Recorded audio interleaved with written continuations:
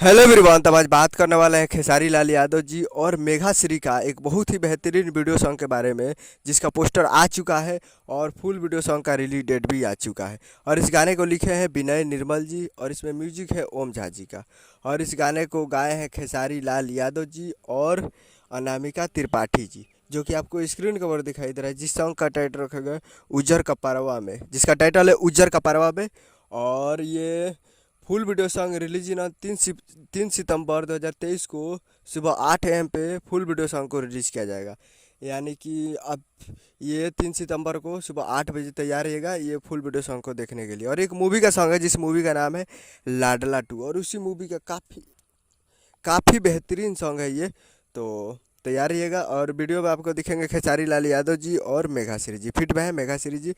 तो तैयार रहिएगा 3 सितंबर को सुबह 8 बजे on entertain Rangila Bhojpuri YouTube channel पे, entertain Rangila Bhojpuri YouTube channel पे तैयार रहिएगा। उम्मीद कर रहा हूँ कि वीडियो अच्छा लगा तो चैनल को सब्सक्राइब बेल आइकन प्रेस करके कैसे खेसारी लाल यादव जी के लेटेस्ट न्यूज लाते रहे।